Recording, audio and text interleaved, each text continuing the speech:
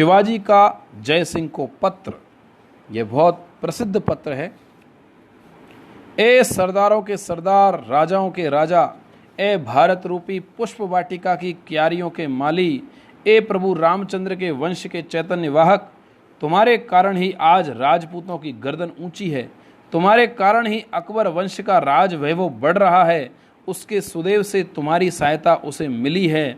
कृतित्व की दृष्टि से तुम तरुणों से भी तरुण हो और शांत गंभीर विचारशीलता की दृष्टि से तुम वृद्धों से भी वृद्ध हो।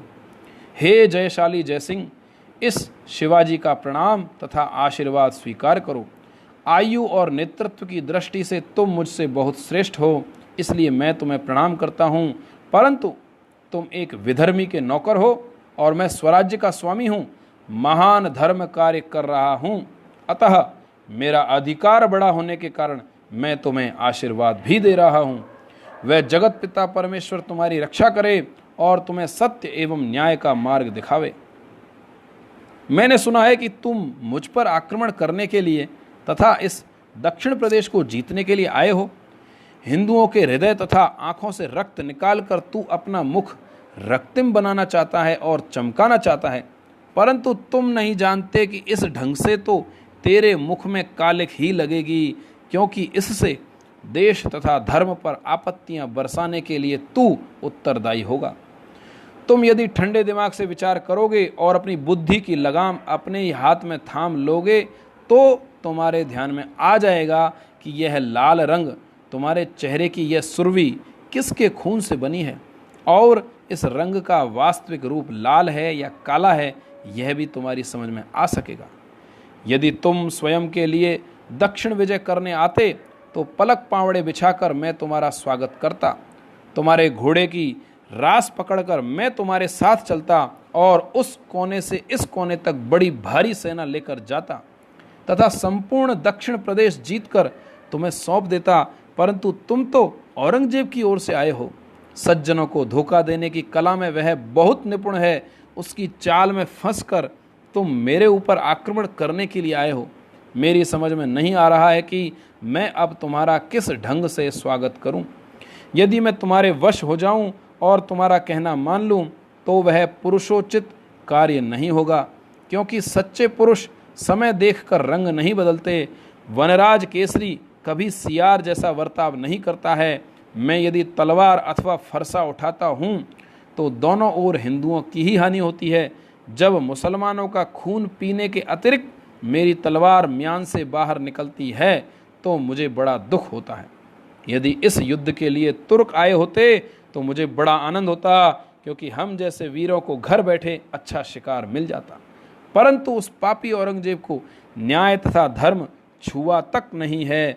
उसने जब देखा कि मेरे सामने न अफजल खां की दाल गली और न शाइस्ता खां की, तो उसने जानबूझकर मेरे विरुद्ध तुम्हारी नियुक्ति की है, क्योंकि मेरा आक्रमण सहन करने की उसमें स्वयं में थोड़ी सी भी योग्यता नहीं है। वह चाहता है कि हिंदू समाज में कोई भी बलशाली न बने। वह चाहता है कि सब सिंह आपस में ही झगड़ते रहें, वे घाव खा खा कर दुर्बल हो जाएं और फिर सियारों की बन जाएं। तब सियार ही वन का सम्राट बन जाए। क्या औरंगजेब की यह चाल तुम्हारे ध्यान में नहीं आती?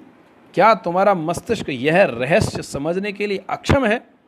मुझे लगता है कि उस दुष्ट ने तुम्हारे ऊपर कुछ जादू कर दिया है और उसी में तुम भूल से भटक रहे हो। वास्तव में इस दुनिया की अच्छी और बुरी सब प्रकार की बहुत सी बातें तुमने देखी हैं। जीवन रूपी बगीचे में तुमने फूल और कांटे दोनों का संग्रह किया है। तुम्हारा हम लोगों से युद्ध करना और हिंदुओं के सिरों को काट काट कर धूल में फेंकना सर्वथा अनुचित है। तुम्हारा कृतित्व महान है और सूझबूझ भी विशाल है। किसी उच्छृंखल युवक जैसा अविचारपूर्ण कार्य तुम्हारे पके बालों को शोभा नहीं देता। कवि श्रेष्ठ शादी की इन पंक्तियों का स्मरण करो। सब स्थानों पर घोड़ा नहीं दौड़ाया जाता है, कहीं कहीं ढाल फेंककर भागना ही उचित होता है। वन के व्याघ्र मृगों पर आक्रमण करते हैं, सिंहों के साथ गृह युद्ध में वे प्रवृत्त नहीं होते। यदि तुम्हारी काटने वाली तलवार में पानी है और कूदने वाले घोड़े में दम है तो अपने धर्म के शत्रु पर आक्रमण करना और इस्लाम को जड़ मूल से उखाड़ फेंकना ही तुम्हारा कर्तव्य है। दारा शिकोह यदि इस देश का राजा होता तो उससे हमें उदार और प्रेमपूर्ण व्यवहार की कुछ आशा थी, परंतु तुमने उसे तो क्या जसवंत सिंह को भी धोखा दिया। अपने हृदय में अच्छे बुरे का थोड़ा भी ख्याल नहीं किया। क्या सियार के जीवन से अभी तुम्हारा मन उकताया नहीं है? और इसलिए तुमने सिंहों के साथ युद्ध करने की धृष्टता की है। और इस सब दौड़ धूप से तुम्हें क्या मिलने वाला है? तुम मृग जल के पीछे दौड़ रहे हो। तुम तो उस नीच व्यक्ति के पीछे हो। तुम तो उस हीन व्यक्ति के समान हो जो बहुत परिश्रम के पश्चात किसी सुंदरी को प्राप्त करता है, परंतु उसके सौंदर्य रूपी उद्यान का फल स्वयं न खाते हुए अपने प्रतिस्पर्धी को दे देता है। उस नीच की कृपा भी क्या अभिमान की बात है? जुझार सिंह के कर्तव्य का क्या परिणाम निकला वह तो तुम जानते ही हो। कुमार छत्रसाल के लिए उसने कैसा दांव रचा था वह भी तुम जानते हो। अनेक हिंदुओं पर उसने क्या क्या विपत्तियां नहीं बरसाई। मैं जानता हूं कि तुमने उससे विवाह संबंध जोड़ लिया है और उसके लिए कुल की मर्यादा भी तोड़ी है, परंतु इन सब बातों का बंधन वह दुष्ट मानता ही कहाँ है। उसके लिए तो यह बंधन पैजामे की नाड़ी बंधन से भी तुच्छ है। वह तो अपने मतलब के लिए भाई का रक्त पीने तथा पिता का प्राण हरण करने में नहीं हिचकचाता। यदि तुम कहोगे कि मैं तो राजनिष्ठ सेवक हूं, तो मैं कहूंगा तुम शाहजहां के साथ किए हुए अपने व्यवहार का स्मरण करो। यदि ब्रह्मदेव ने तुम्हें थोड़ी सी भी बुद्धि दी है और अपने पौरुष तथा पराक्रम का तुम्हें अभिमान है, तो तुझे अपनी तलवार को भारत माता के संताप में तपाना चाहिए और उस पर दुखियों के आंसुओं का पानी चढ़ाना चाहिए। यह समय नहीं है कि जब हम लोग आपस में लड़ें। हमारे सन्मुख बहुत कठिन कार्य उपस्थित है। हमारे बाल बच्चे, हमारा प्रदेश, हमारी धन दौलत, हमारे देव देवालय तथा पवित्र जीवन व्यतीत करने वाले हमारे ब्राह्मण, इन सब पर उसके कुकर्मों का पहाड़ टूट रहा है। सबका दुख पराकोटि तक पहुंच गया है। उसकी रीति नीति यदि इसी प्रकार से चलती रही तो पृथ्वी पर से हिंदुओं का नामो निशान तक मिट जाएगा। कितने आश्चर्य की बात है कि मुट्ठी भर मुसलमान हमारे इस विशाल देश पर अधिकार जमाए बैठे हैं। यह अधिकार उन्होंने पराक्रम से नहीं प्राप्त किया है। यदि तुम्हें समझ की आंख है तो देख लो कि वह हमारे साथ कैसा कपट खेलता है और अपने मुंह पर कैसा रंग लाता है। वह हमारे पांवों को हमारी श्रृंखलाओं से बांधता है और हमारी ही तलवारों से हमारे ही सिर काटता है।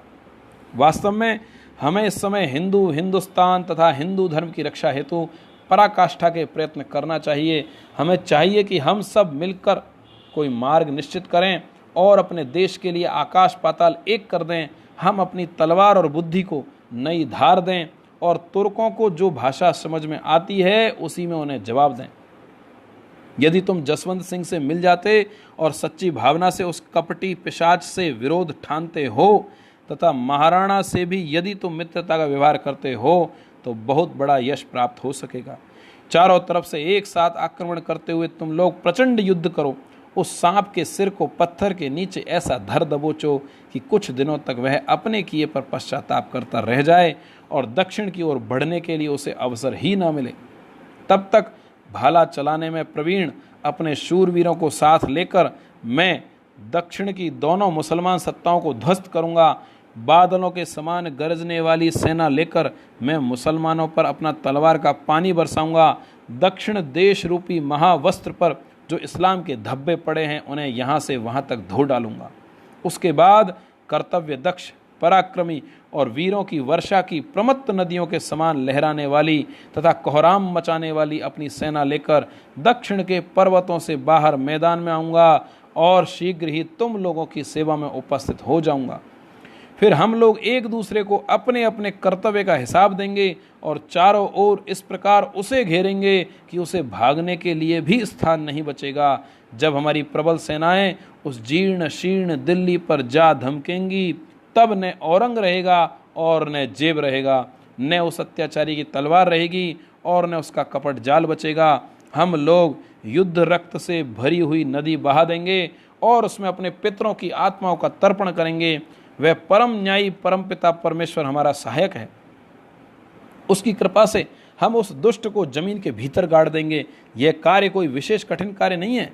इसके लिए केवल स्वाभिमानी हृदय की, कृतित्ववान हाथों की और योग्य दृष्टिकोण की आवश्यकता है। दो अंतःकरण यदि एक रस हो जाते हैं तो पर्वत चूर चूर कर सकते हैं तथा विशाल सेना समूह को तिनके के समान उड़ा सकते हैं। इस विषय में मुझे तुझसे बहुत कुछ विचार विनिमय करना है। उन सब बातों को पत्र में लिखना मैं उचित नहीं समझता हूँ। मैं चाहता हूँ कि हम लोग शीघ्र मिलें और खुलकर बातें कर लें, जिससे बाद में हमें अकारण दुख न करना पड़े और भ्रमित न होना पड़े। यदि तू चाहे तो मैं स्वयं तेरे पास कभी भी आ सकता हूँ और तेरी बातें देख सुन सकता हूँ। गुप्त चर्चा रूपी सुंदरी का मुख एकांत में ही खोलना ठीक रहेगा। कंधे से जिस प्रकार उलझे हुए बालों को सुलझाया जाता है, उसी प्रकार एकांत चर्चा में हम अपने भ्रम दूर करें और फिर प्रयत्नों का पल्ला पकड़कर उस मदोन्मत राक्षस पर अपना मंत्र चलावें। हम अपने इच्छित कार्य में यथासिद्धि का उत्कृष्ट मार्ग शोधें और इहलोक परलोक में कीर्ति प्राप्त करें। मैं तलवार की शपथ लेकर कहता हूँ, घोड़े की कसम लेकर कहता हूँ, देश तथा धर्म की शपथ लेकर कहता हूँ कि मेरे कारण तुझ पर कोई भी आपत्ति नहीं आवेगी। अवजल खां के अंत के कारण तुझे थोड़ा भी सशंकित नहीं होना चाहिए। वह तो कुटिलता का पुतला था, उसमें नाम मात्र के लिए भी सच्चाई नहीं थी। उसने मुझे मारने के लिए 1200 क्रूर रक्त पिपासु हबशी छिपा कर रखे थे। यदि मैं पहले ही उसे ठिकाने नहीं लगाता तो इस समय यह पत्र तुझे कौन लिखता। परंतु मुझे विश्वास है कि तुम मेरे बारे में कुछ भी शंका नहीं रखोगे। मैं जानता हूं कि तुम्हारे स्वयं के हृदय में मेरे विषय में कोई भी शत्रु भावना नहीं है। तुम्हारी ओर से यदि उचित उत्तर आता है तो मैं स्वयं अकेला रात्रि में तुम्हारे पास आऊँगा। मैं तुझे वे गुप्त पत्र दिखलाऊंगा कि जो मैंने शाइस्ता खान की जेब से निकाले थे। उसकी दुष्टता के प्रमाण रूप काजल अंजन कर मैं तुम्हारी मोह निद्रा से तुम्हें जगाऊंगा। तेरे सुख स्वप्नों के सच्चे स्वरूप से और वास्तविक परिणाम से तुझे अवगत कराऊंगा और तत्पश्चात तेरा विचार सुनूंगा। मेरे इस पत्र के विचारों से यदि तुम सहमत नहीं होते हो तो बस फिर मैं हूँ, मेरी संहारक तलवार है और तुम्हारी सेना है। कल सूर्य के अस्तमान समय तक राह देखने के उपरांत मेरा अर्धचंद्राकृति खड्ग म्यान छोड़कर बाहर निकलेगा। इत्यलम शुभस्तु। राज्याभिषेक हुआ था, जिन्होंने हिंदवी साम्राज्य की सिंह गर्जना की थी। संघ की स्थापना के साथ ही इस दिन को हम हिंदू साम्राज्य दिनोत्सव के रूप में मनाते आ रहे हैं।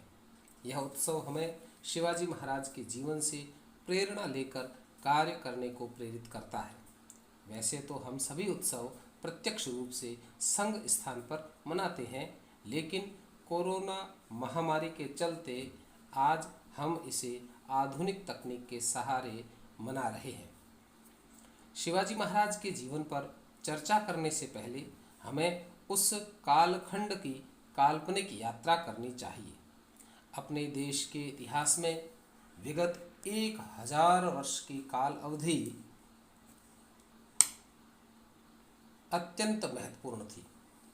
इस समय एक तरफ घोर अत्याचारी आक्रांता थे, उनके साथ साठ गांठ कर अपनों का ही विनाश करने वाले देशद्रोही उद्यमरत थे, तो दूसरी तरफ धरा की संस्कृति, स्वराज्य, धर्म, परंपरा तथा स्वतंत्रता के लिए पौरुष से संघर्ष करने वाले देशभक्त वीर थे।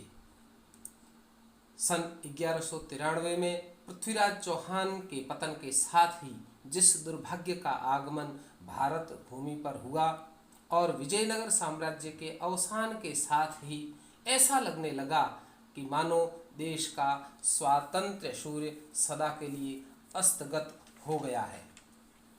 ऐसे अनुभव कराने वाले कराल घना अंधकार समस्त भारत में फैल गया था, परंतु इस अंधकार को चीरने वाली आशा की किरण पश्चिमी घाट पर खड़े सह्याद्री के गर्भ से प्रस्फुटित हुई, जिसके साथ ही धीरे धीरे स्वातंत्र्य सूर्य फिर से एक बार उन्नत आकाश में प्रखरता से जगमगाने लगा। शिवाजी महाराज का स्मरण करना किसी सेनानायक का स्मरण मात्र नहीं है, वरन शिवाजी अर्थात चहुं और व्याप्त मुगलिया परचमों की हरी चादरों को चीरकर उदित होता ताम्र वर्णीय रवि, शिवाजी अर्थात हिंदू राष्ट्र का प्रखर शौर्य, शिवाजी अर्थात जन जन को संगठित करने वाला तेजस्वी नेतृत्व। शिवाजी अर्थात धैर्य एवं चातुर्य की पराकाष्ठा। शिवाजी अर्थात अदम्य साहस एवं आत्मविश्वास का अथाह सागर। शिवाजी अर्थात धर्म विरोधियों पर कड़कती तड़ित। शिवाजी अर्थात हर हिंदू हृदय को स्वाभिमान से भरने वाला अमृत सरोवर।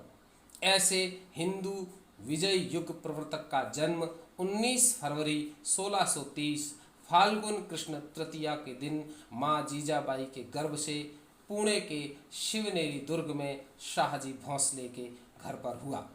माँ के धार्मिक संस्कारों तथा दादा कौंडदेव के शस्त्र एवं शास्त्र की शिक्षाओं के बीच यह तेजस्वी बालक अपने यौवन में प्रवेश करता है। बचपन में ही माता श्री के एक कथन ने शिवाजी का जीवन लक्ष्य निर्धारित कर दिया था। जब शिवा 8 वर्ष के बालक थे तो माँ जीजाबाई ने कहा कि शिवा, मैं जब सूर्य को अर्घ देती हूँ तो मुगलों का हरा झंडा मेरे और भगवान भास्कर के मध्य आ जाता है। दशा देश की देख शिवा, शासक कुटिल दुराचारी, तू स्वराज्य का उदित दिवाकर, कर भविष्य की तैयारी।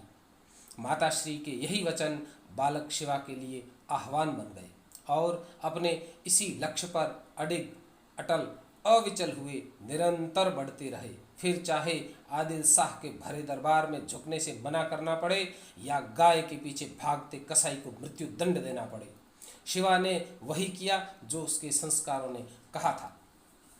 मात्र 15 वर्ष की आयु में जहां बालक गुल्ली डंडों से खेलते हैं, शिवाजी ने अपने मावले मित्रों के साथ मिलकर तोरण दुर्ग विजय कर लिया था। शिवाजी की अद्भुत योजना रचना और उसे पूरा करने वाले तानाजी मालसुरे जैसे योद्धाओं का समर्पण तो हाल ही में आए चलचित्र में बहुत सुंदर तरीके से उकेरा गया है। हम सभी को अवश्य ही देखना चाहिए। शीश कटा पर देह लड़ी, कोंडाणा पर गाज पड़ी। ऐसे महापराक्रमी सखा और सेनापति के वीरगति होने पर शिवाजी ने कहा कि गढ़ आला पण सिंह गेला।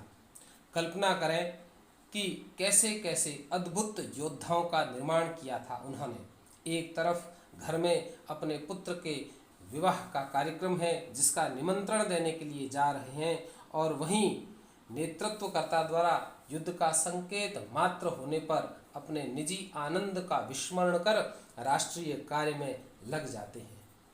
यह घटना हमें बताती है कि जीवन में क्या प्राथमिकताएं होनी चाहिए। अफजल खान जैसे दैत्य का वध तो शिवाजी के धैर्य, कूटनीति, साहस और आत्मविश्वास का सबसे बड़ा प्रमाण है। चतुराई और चपलता तो ऐसी कि शाइस्ता खां को उसके घर में घुसकर मारते हैं। औरंगजेब जब हर मोर्चे पर विफल हो जाता है तो जय सिंह को शिवाजी से मिलने के लिए भेजता है। शिवाजी महाराज द्वारा जय सिंह को लिखा ऐतिहासिक पत्र आज भी साक्षी है कि शिवाजी के हृदय में हिंदू समाज और हिंदू राष्ट्र के प्रति कितनी श्रद्धा थी।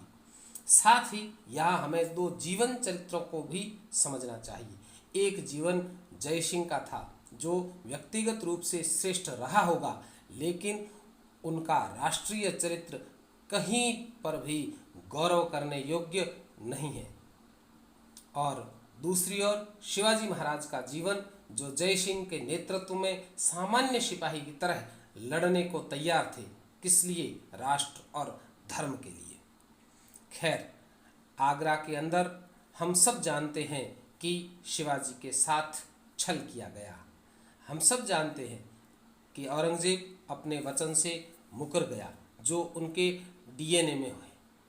जय सिंह निरीह प्राणी की तरह ताकता रहा, लेकिन शिवाजी ने पूरी परिस्थिति का बड़े धैर्य के साथ में मुकाबला किया और अपनी विलक्षण बुद्धि से वह उस कठोर चुंगल से बाहर निकले। इस प्रकार शिवाजी ने जीवन भर मुगलों को नाकों चने चबवाए और हिंदू समाज को पुनः स्वाभिमान युक्त किया। काशी के विद्वान गंगाधर भट्ट ने आज ही के दिन अर्थात ज्येष्ठ शुक्ला त्रयोदशी विक्रमी संवत 1731 को शिवाजी का राज्याभिषेक कर उन्हें छत्रपति की उपाधि से शोभित किया। छत्रपति होते हुए भी वे एक सच्चे शिष्य बने रहे। वे हमेशा समर्थ गुरु रामदास के प्रतिनिधि बनकर राज्यकार संभालते रहे। हम विचार करें कि शिवाजी के कालखंड में हिंदू समाज आत्मशून्य, पतित, पराभूत एवं निर्बल था और 1925 के कालखंड में भी कुछ ऐसी ही स्थिति हमारी बनी रही। जैसे शिवाजी ने सामान्य जन से असामान्य संगठन खड़ाकर हिंदवी साम्राज्य की स्थापना की थी, वैसे ही परम पूजनीय डॉक्टर केशव बलिराम हेडगेवार ने राष्ट्रीय स्वयंसेवक संघ की स्थापना कर हिंदू समाज को पुनः संगठित करने का कार्य प्रारंभ किया। शिवाजी के जीवन से हमें गुरु के प्रति श्रद्धा, समर्पण तथा अहंकार शून्यता की शिक्षा मिलती है। हमें प्रार्थना में जिन 5 गुणों को मांगते हैं, शिवाजी के जीवन में भी उन 5 गुणों की प्रेरणा देखने को मिलती है। शिवाजी के हिंदू साम्राज्य की स्थापना के साथ ही हिंदू समाज में आत्म गौरव जागृत हुआ था और संघ का भी अंतिम लक्ष्य यही है कि हिंदू समाज पुनः शक्ति संपन्न, सामर्थ्यशील तथा संपूर्ण विश्व का मार्गदर्शन देने वाला बने। हम सभी सतत इसी दिशा में कार्यरत हैं, लेकिन वर्तमान में जिस संक्रमण काल से देश और विश्व गुजर रहा है, ऐसी स्थिति में और अधिक गति के साथ कार्य करने की आवश्यकता है। जिस प्रकार यह नकारा नहीं जा सकता कि 1100 ईस्वी से लेकर 1800 ईस्वी तक के 700 वर्षों के संघर्ष काल के अंतिम विजय के निर्णायक और शिल्पकार शिवाजी महाराज थे, ठीक उसी प्रकार यह भी स्पष्ट है कि जो काम 1925 में प्रारंभ हुआ और आज तक चल रहा है, वह धीरे धीरे संपूर्ण विश्व के विचार केंद्र की धुरी बनता जा रहा है। जिस प्रकार शिवाजी महाराज ने समाज के लंबे संघर्ष से प्राप्त अनुभवों को अपने जीवन में उतारकर परिस्थिति को मात देकर धर्म ध्वजा को फहराया था, ठीक उसी प्रकार आज के दौर में संघ के स्वयंसेवक होने के नाते हमें अपने चारों ओर की छटपटाहट, फड़फड़ाहट, तिलमिलाहट को शांत कर धैर्य मार्ग पर अटल रहते हुए अविचल, अथक और अहंकार शून्य होकर बढ़ते रहने की आवश्यकता है। शिवाजी महाराज अपनी काल अवधि के अत्यंत यशस्वी नीतिज्ञ राष्ट्रपुरुष थे, तो वर्तमान में राष्ट्रीय स्वयंसेवक संघ भी उसी रूप में साकार होता दिख रहा है। अतः अपनी संपूर्ण शक्ति को जागृत कर अबाल वृद्ध, स्त्री पुरुष सभी को संगठन सूत्र में बांधकर समृद्ध, समरस, संगठित, समर्थ हिंदू समाज के निर्माण के भगीरथ प्रयास में लगने का संकल्प धारण करने की आवश्यकता है। आज इस हिंदू साम्राज्य दिनोत्सव के अवसर पर शिवाजी महाराज के जीवन से प्रेरणा लेते हुए इस पुनीत कार्य में और ऊर्जा के साथ हम सभी लगेंगे, इसी आशा और विश्वास के साथ। भारत माता की जय।